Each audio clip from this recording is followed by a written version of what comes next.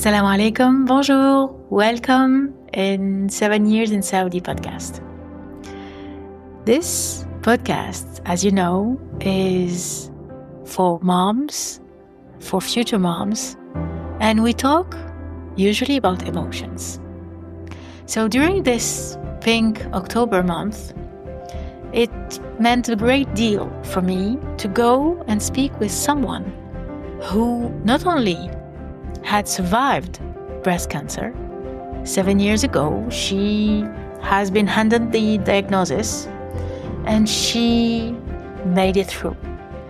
Not only she made it through, but she became a certified clinical hypnotherapist. She is specialized in rapid transformational therapy.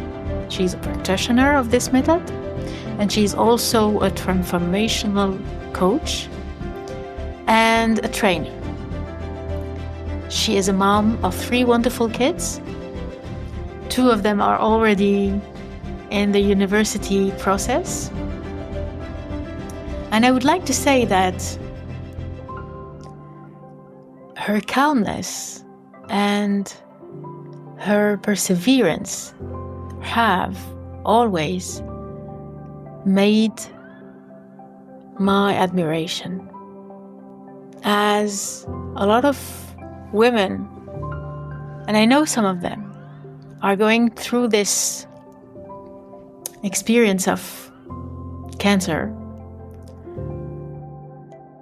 it is only my pleasure and my honor to present to you a woman who, you will see, has some gems of wisdom to share with us about how she made it through, what has been her journey through it, and what came out of it. So, with no further ado, let's go hear what Yasmina has to say for all of you who may be interested in knowing how it feels like and what will make the journey a success to go through this experience. Hi, Yasmina. Hi, Lana. How are you doing? Thank you. How are you doing? I'm good, thank you. How are you? I'm good. It's good to see you again. Yeah, me too. Yeah? Thank you for the invite. It's a great honor to be on your podcast. That's my great pleasure. And I'm so happy to let my audience meet you and get to know who is Yasmina Nagnoug, who is Transforming with Jasmine.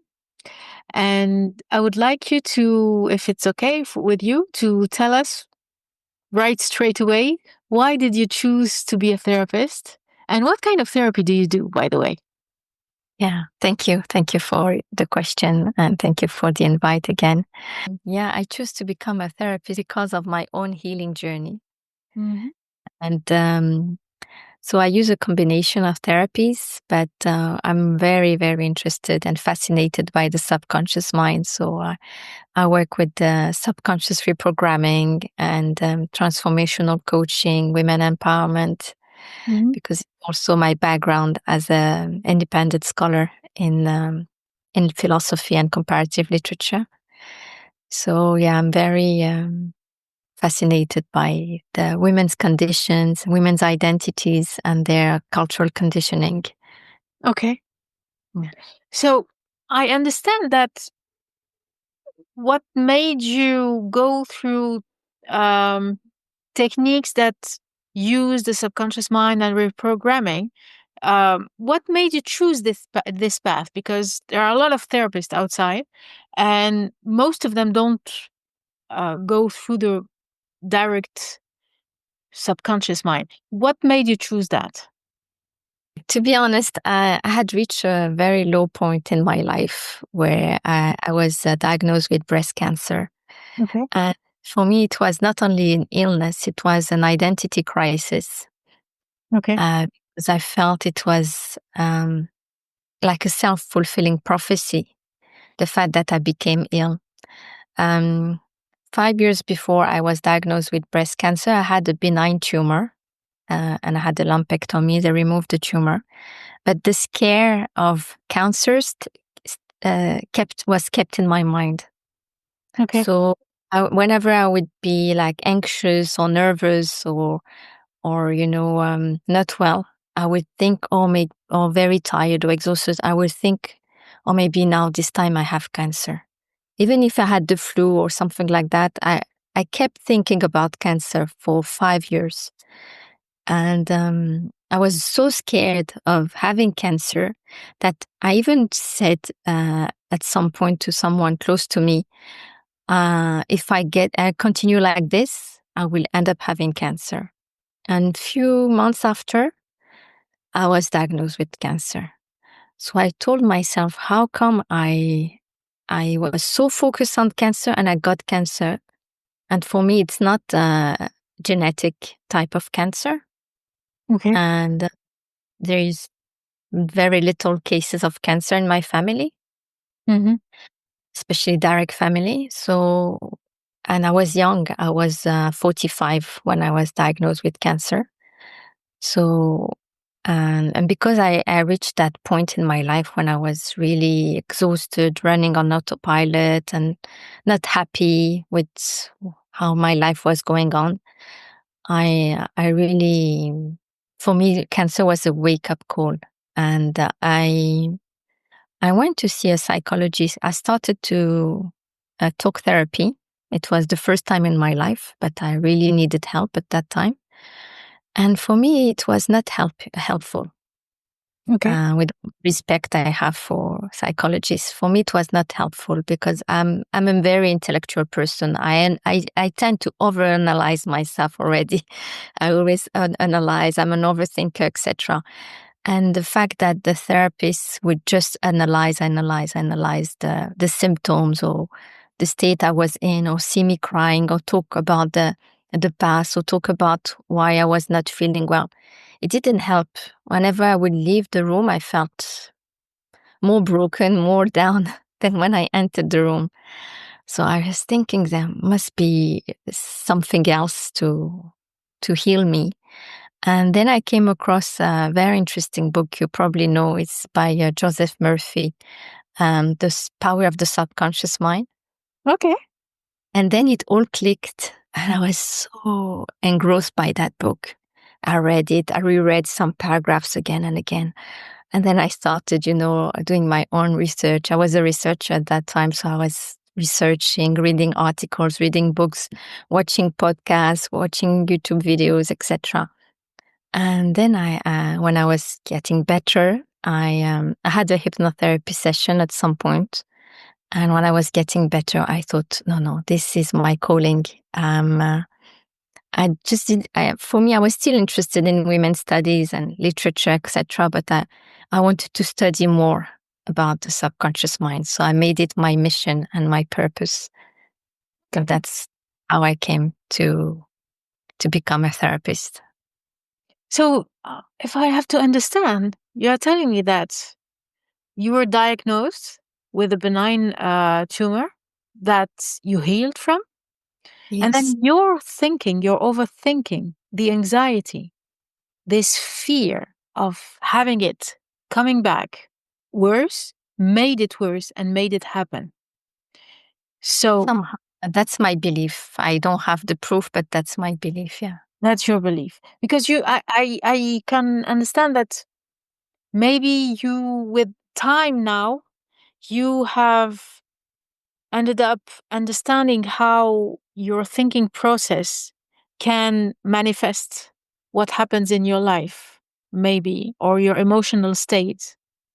Is Yes. that how you ended up with this conclusion?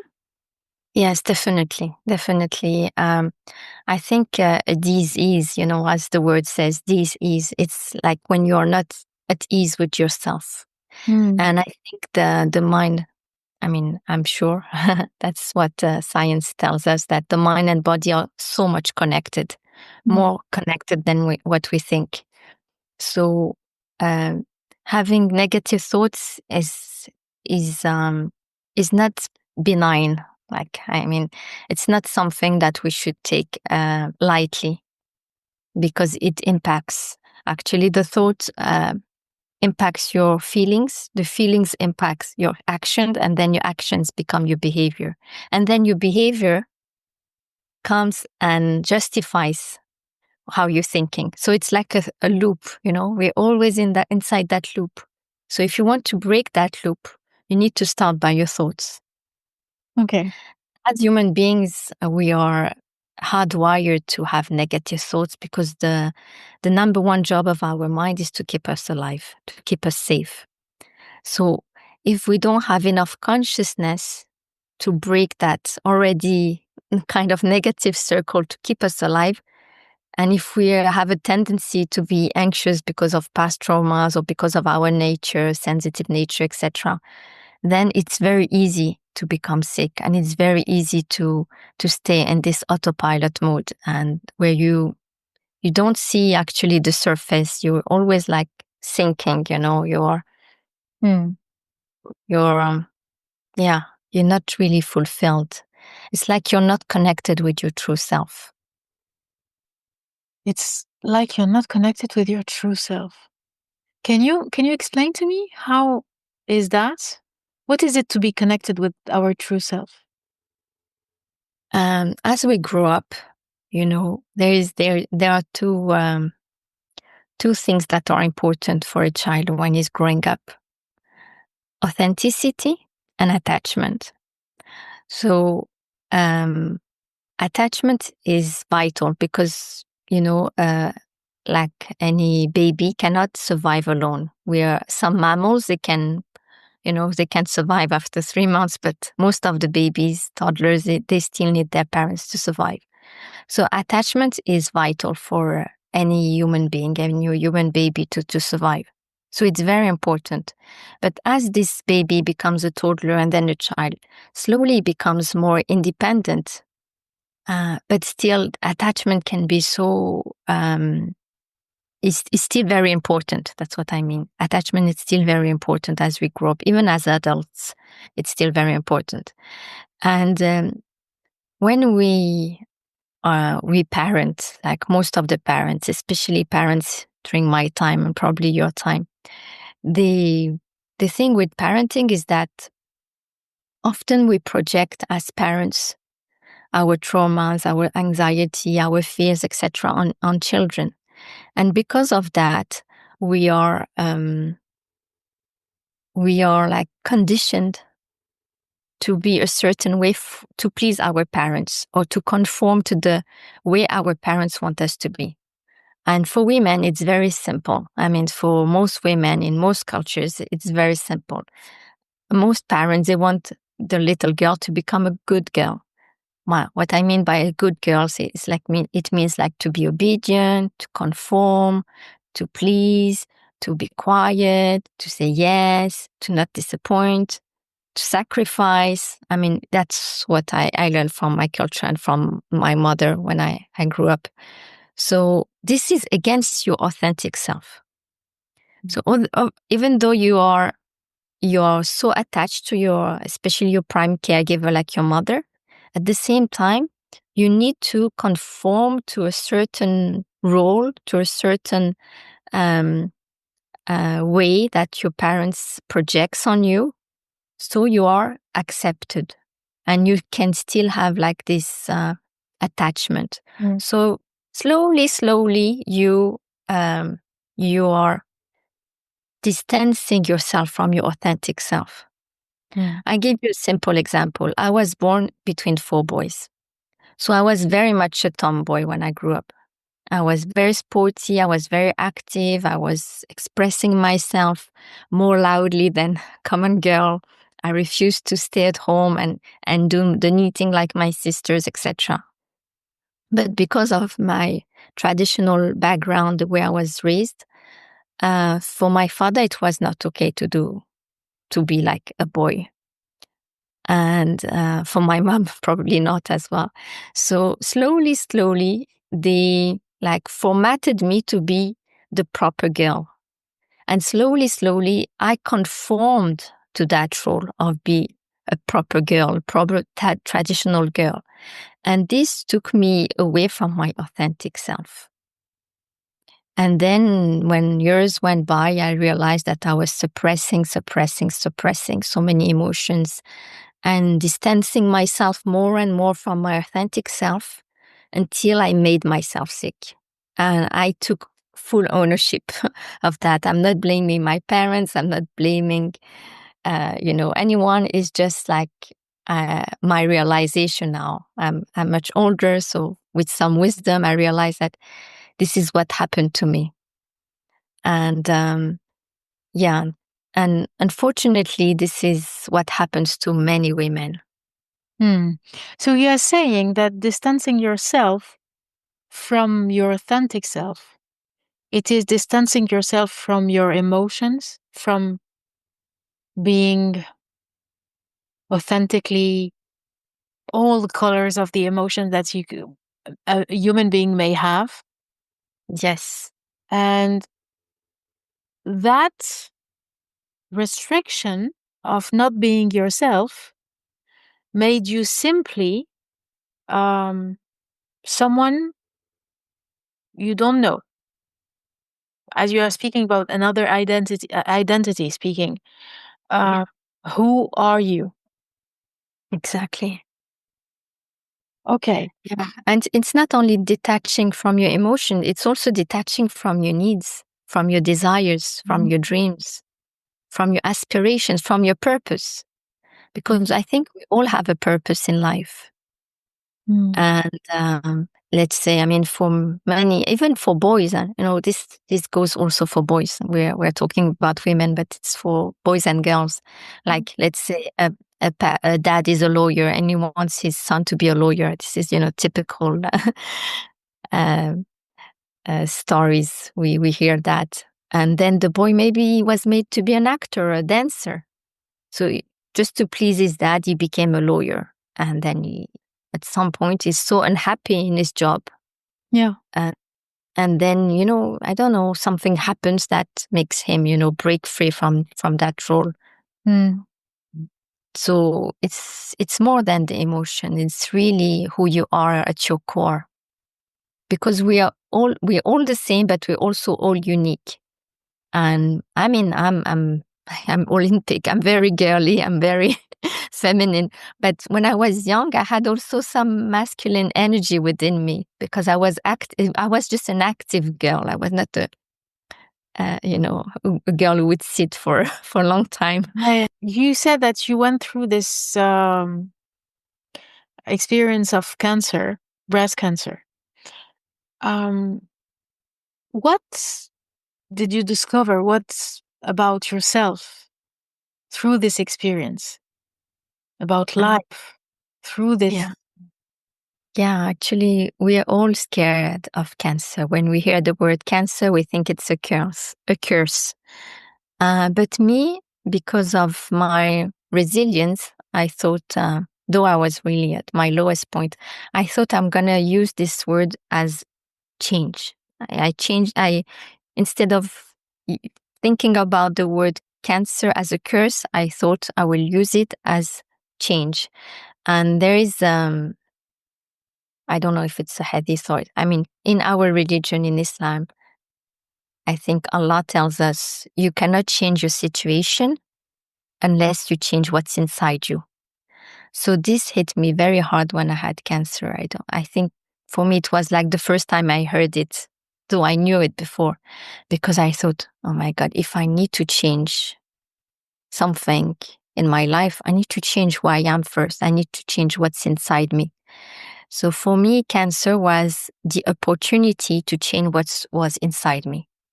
So it was a deep introspection. It was not just going through the treatment, radiotherapy, chemotherapy, whatever therapy that you have to go through according to the type of cancer that you have.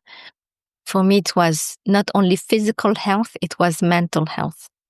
So I decided that at that time, I'm going to change. That was my first step. I'm going to change. And with that awareness that I wanted to change, and with the awareness that I was going through a kind of identity crisis, this is when my healing process started. So you made a decision when you had the news that you were sick, you made a decision that first, healing is within you. This is what I understand. And Yes. second, it was a firm decision. How it's funny because this morning I was hearing about Mel Robbins, and she is turning 57 today, I think, or Wow. something close to it. And she said that whatever your age, change starts with a decision. Mhm. And this coincidence, we are speaking about this Yeah. now. How do we know how for sure that we are making a decision, a firm decision? I think when you make a firm decision and you feel like aligned with your decision, you don't have the fear or the doubt or the self-doubt or the anxiety around that decision. I think it comes from your gut, from your intuition. Mm-hmm. It's like something that comes deep within you. Mm. So I think this for me is when you know that it is a decision that is aligned with who you are, with your true self. I can sense a little fury, energy about making this kind of decision, right? I'm not accepting this. Yes. Not accepting this fate. Yes. I have the freedom to choose. Yes. Does it look like this? Yes. Yeah, it looks like this. Actually, what one of the exercises sometimes I do for my clients when I feel that they are very stuck, I tell them you take your notepad and you write I choose and you complete the sentence. So they have to complete I choose. I said you can choose either to stay on the ground or you can choose to stand up. What do you choose? And then they become fired up and they say, I choose to succeed. I just choose to do this. I choose to do that. Because it's a choice. It's a It's a choice. choice. We have so many choices, actually. Mm. We think we are powerless, we are helpless. And that's what is keeping us stuck. It's the belief that we are helpless, like a little girl, because often when we are on autopilot, it's not the adult running, your life. It's the little boy or the little girl who is still traumatized, who is still conditioned. Mm. And the little boy or the little girl has had no choice at that time. Okay. So I tell them, now you're an adult. Now you have a choice. So what do you choose?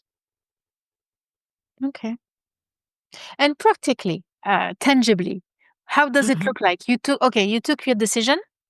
Mhm. It's like you knew from inside that Yes. in your gut that Yeah. there is a way for healing. Yes. There is a way. There's That a way. you make a decision. What's your plan then? What's your strategy to manifest this change? Mm. How do you fight back? I mean, it took some time. It didn't happen overnight, Mhm. to be honest. Healing is, even though hypnotherapy and working with the subconscious mind is for me, it's one of the most efficient and more rapid way to heal. Mm. Still, you need to do some work. It depends also at what stage you are in your life and how much trauma you've been through, etc. But it all starts with self-awareness and Mm. then making a decision. And then, can you repeat again? What was your question? I mean, when you make a decision, Yeah. you somebody tells you that you go to the doctor and said, okay, our situation is a bit tricky. You have a cancer. Okay, let's keep it positive. I don't know. I'm Yeah. trying to understand. You made the decision. What changes in your? What's your new attitude? What's your new thinking? What are your new actions? Mhm. How do you implement this decision? For me, I felt like a tigress.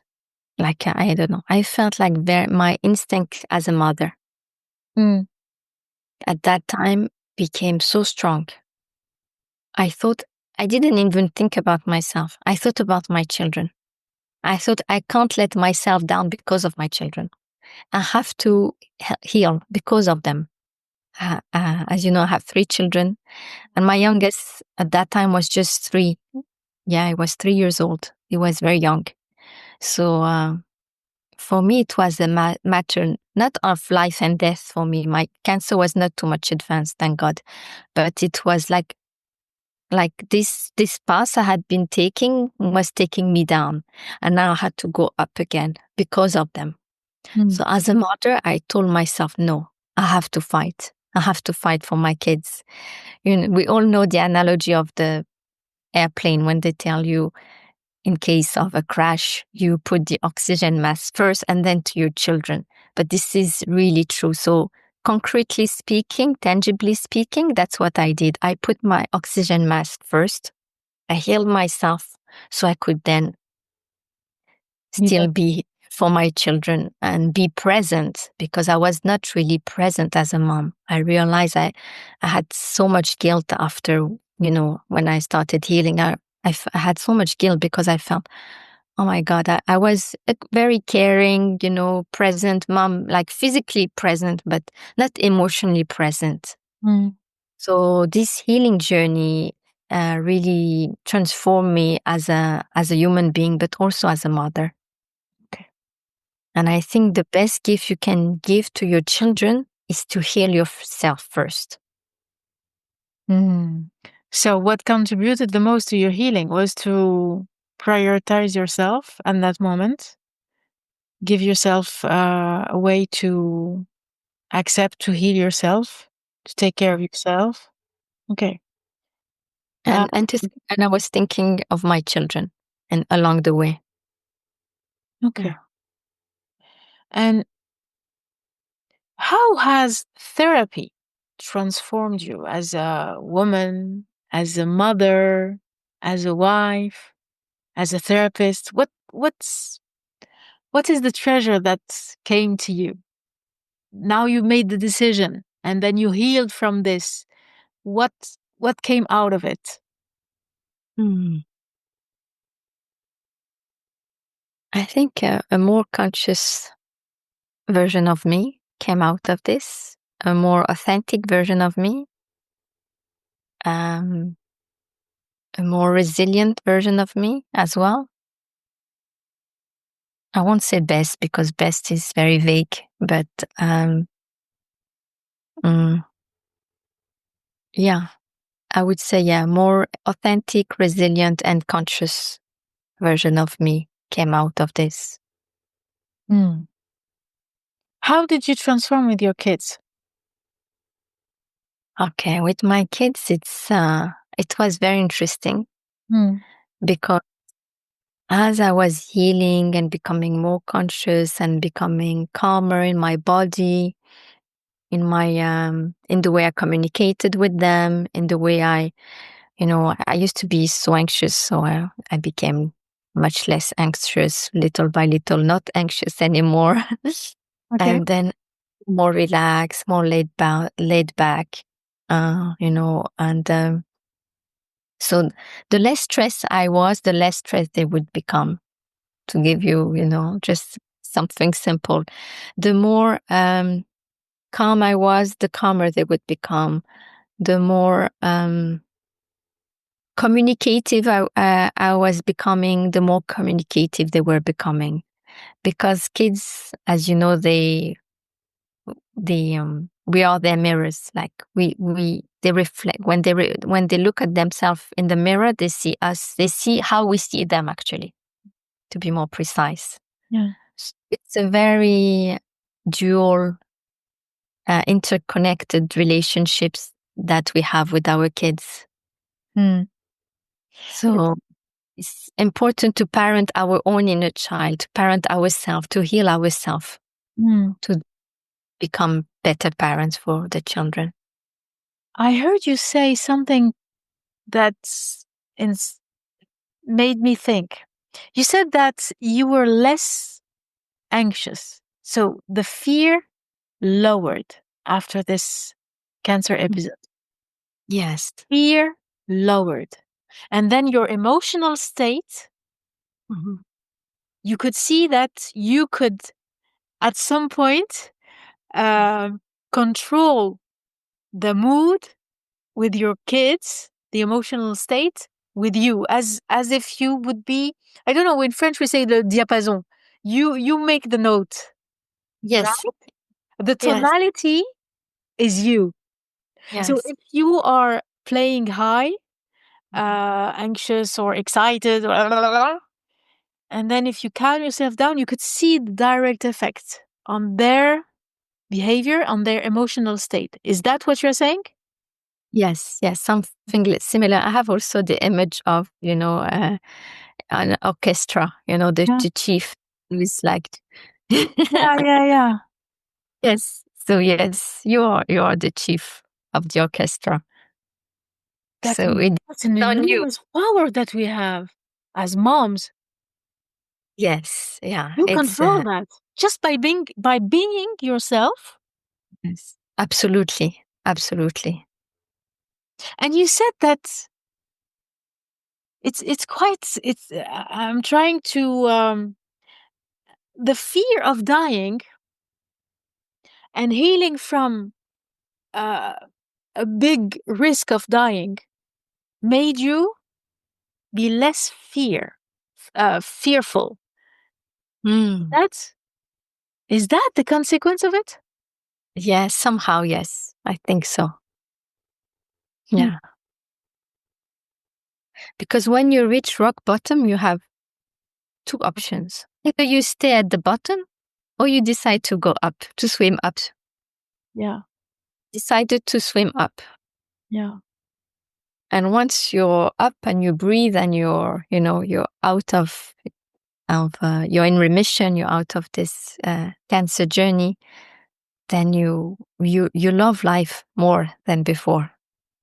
You appreciate life more than before. That's beautiful. What do you do differently now that you appreciate life? How do you know that you are appreciating life more than before? I think I've become more grateful.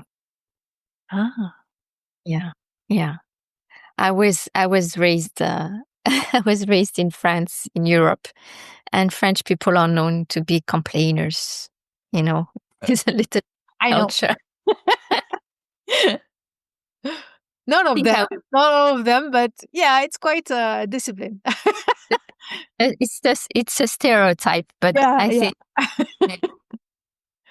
I more or less correlated with that stereotype. And I think with the anxiety and we know the trauma, because I had to heal some trauma, feel I was much more on the verge of the complainer than the one who has more, who is more grateful. And now, thank God, I'm more a grateful person, and I can appreciate even small things. Mm, mm. Yeah, that's Okay. Gratefulness. I want just to add something that I discovered about the French, because it's not fair to say they're just complainers, because actually there is not good or bad, okay? Every aspect has a positive intention behind it. And there is something that is amazing about the French. Indeed, they will focus on the spot that is not working well, because there is something that goes to see what's not working well so they can fix it. But Mhm. uh, they have this ability also to have sort of balance way Mhm. of thinking. Mhm. So you can have, they will show you the positive side, they will show you the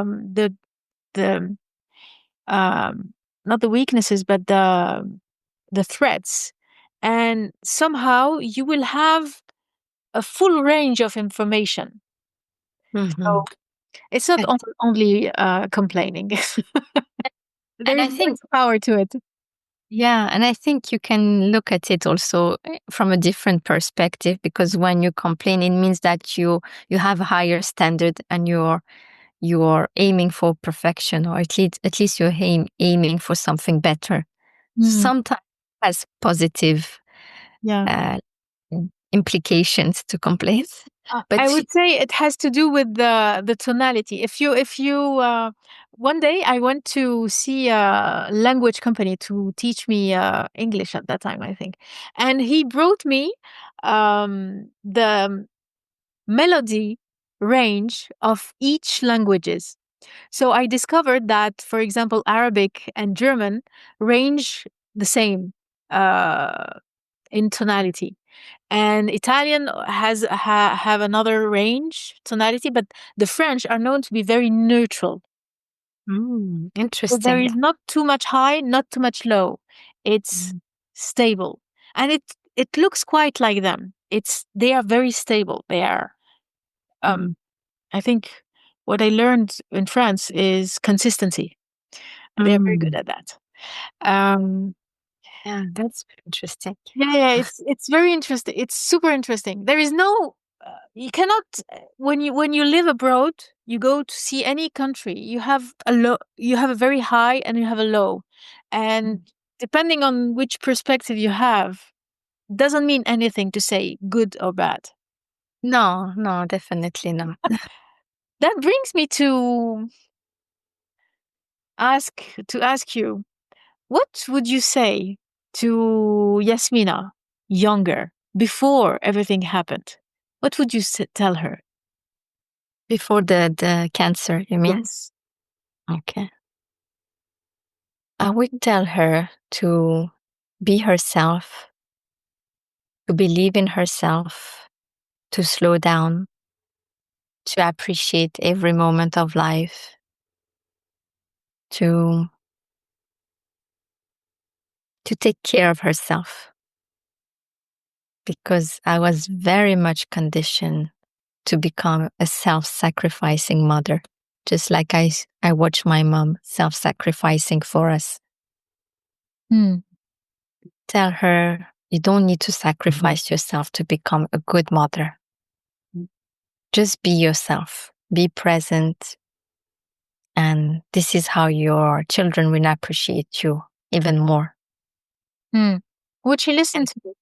connect even more. Sorry to interrupt. This is how you will uh, connect even more with your children, by being yourself and being, present for them, not by sacrificing, and not eating, not sleeping, not this, not that. Yeah. Yeah, that's what I tell her. I tend to look sometimes to there are a lot of social media posts with some people who go see the elders and ask them, what do you regret Mm. from your life, because they are in their 80s, 90s. I mean, when you are 90, well, you wake up in the morning, it's like a wonderful day. Like, maybe tomorrow there is no tomorrow. Yes. Yeah. And all of them, they say, not being decisive, not going for this try, not trying to do what they wanted to do. Mm. They all say that. Not following their dreams. Even less specific than for, because dreams can be very overwhelming. I mean, what dream, what I'm going to do, etc. But just going for it. Okay, you want to do something? Go for it. I want ice cream now. Are you sure? It's 7 a.m. Yeah, go. So, Yes. I mean, do whatever you your heart needs to feel. That's beautiful. This is what I got. And they say also, marry the right person. That's absolutely important. Uh, but most of the time, it's about doing what you feel Mm. Yeah. like doing, Following your guts. following your gut. Yeah. Try it. Yeah. Just do Mm. it. Just do it. Yeah. Um, can I ask you if you have any message for women who and moms who are living what you have been through, feeling exhausted. I don't know. How do you feel when it comes, and do you have a message for them? Mm. Yeah, I will tell them that cancer is just a chapter in your life. It's not a curse. Um, it's an opportunity to change. And I will tell them to take care of their physical health, but also to take care of their mental health, because the two go hand in hand. Mm. And it's so important, and they can do it. They've got this. And often, um, I'm a member of an organization here. It's a beautiful organization. It's called Majlis Al Amal. So in Dubai? Dubai, yeah. And I meet beautiful women, and I coach them as well. And I've realized these women are the most really caring, generous type, sensitive, um, and they have a big heart usually. Mm. They are the givers, Mm. And it's I cannot say for sure that it's the majority of them, but that's what I've met. That's what I've met. A lot of them, yeah. So I will tell them, we need you. Really, really, the society, your family, your children need you. So take care of yourself.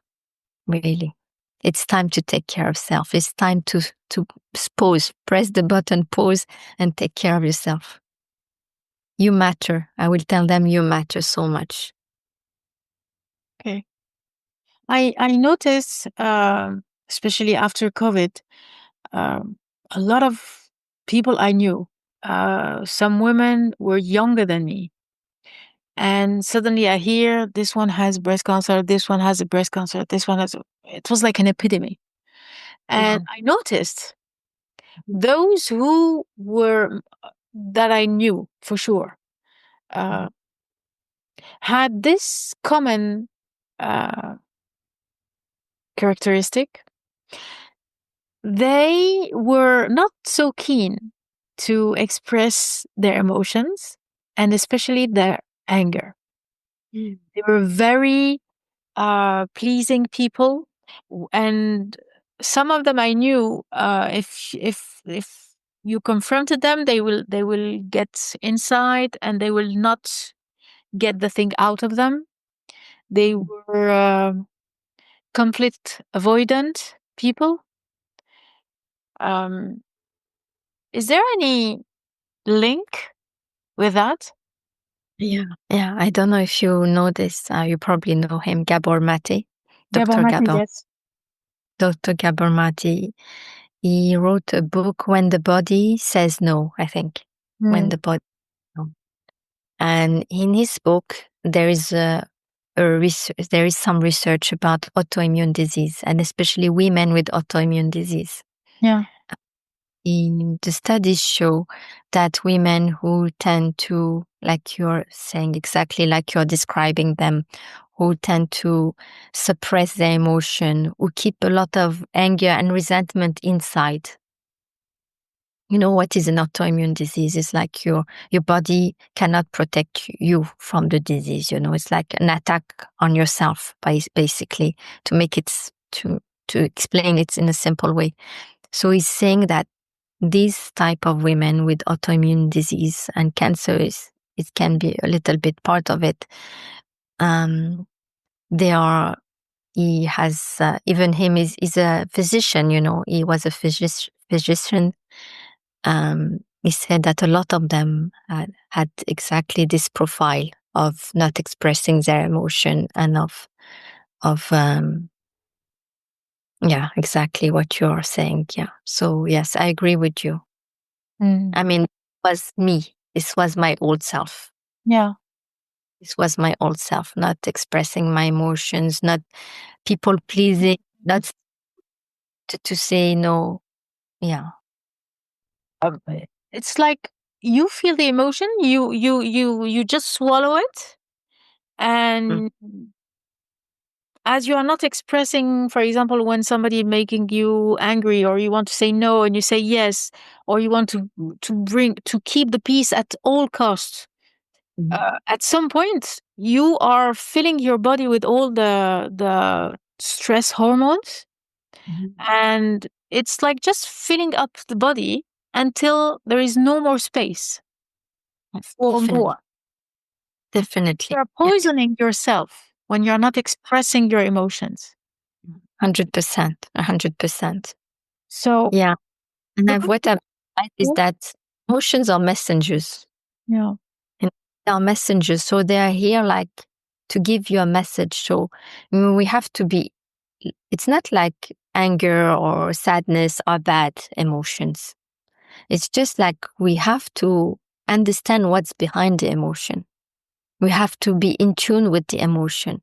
But when we suppress the emotion, it's like we are like, it's not, it's like a different, it doesn't belong to us, the emotion. Mm. We don't process the emotion. And that's why it's making our body sick because, cortisol, like you say, stress hormones, it stays in our body for a long time, Mm.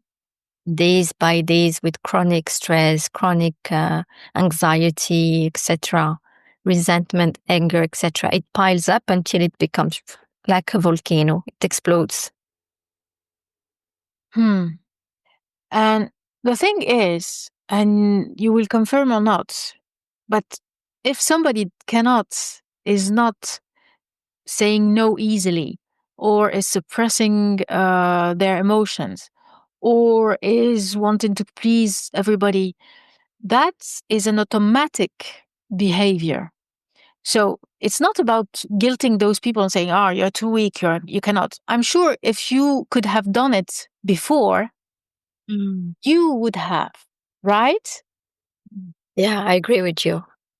So the breast cancer was an electroshock for you to keep to change completely, because that was necessary for you to, I think, to transform from being passive with your emotions to being fully accepting them. Mm. Yeah. Does it feel right to you what I'm saying? What I understood about this transformation process? Yeah, I resonate with what you're saying. Yeah. Like when you said it's automatic because you've been conditioned to, You don't and you're control it. on autopilot. So you're not aware of what's going on really. And even when you're aware, because in my case, I was aware of anger management, but tell someone to calm down when he's angry. It's very difficult. So you need to go to the root cause. Yes. Yes. And that's why you are saying, um, go to the root cause, Mm. why you are acting like this. That will Yeah. help. I think we cannot change what we don't understand. So at some point, it's very important to start understanding why we're having these patterns. Mm. We should not stay just in the analysis, but then we need to do some healing. That's the second step. But the first step is self-awareness and understanding our patterns, our mechanism, Mm. how our ego is playing, how our conditioning is playing in who we are, etc. Mm. Like to say, find the root cause, because the root cause is the tip of the iceberg. It is what is hidden Yeah. below the symptoms, because anger is just a messenger, it's just the symptoms that of something that is deeper than anger. Yeah. And anger is the surface emotion usually. Exactly. Most of the time, below there is sadness, there's guilt, there is a lot of other emotion that just come up as anger, but it's not the real emotion that has been suppressed. Yeah, and we are complex beings, so we have more than emotions Yeah. coming into. Yes, yeah, I agree with you. Mhm. Yasmina, it's been a pleasure having you on 7 Years in Saudi podcast. It's important for me to make this episode with you, because not only in my previous career where I was a recruiter, I noticed, anyways, as a life experience, it's better to go ask those who have lived it and went through it and got differently transformed after that. So for me, I wish a lot of women who struggled with cancer, who are in the middle of it, to get in touch with people like you, so you can bring them this light, this candle of light, because you made it. You don't know how it feels. You cannot help the person. You don't know. And you have been through that. So, and this is the first and most important part of therapy. If you find someone who has this empathy, who can understand how you feel, this is 50% of the healing that is done. Yes. So I hope that a lot of people will come to you and ask how you can help them, or ask you any question. I know you are always super, how do you say that? Honest in your intellectual quest. So thank you for that. And hopefully, as this October month is for breast cancer, right? Call it Pink October. Pink October. I wish a lot of women will get aware of the root cause of what is making them sick, and find the best therapists, the best healers to get them out of this and give them the strength to go through it. Yeah. Thank you so much. Thank you so much for inviting me. And I wish all the women the best health. They are the core of the society. We need women to be healthy. Yes, we need women to be healthy, and we need moms to be healthy and to take care of their emotions, of their well-being. As you said, this is the best way, the best strategy to make our kids happy, and at least to be emotionally mature and emotionally strong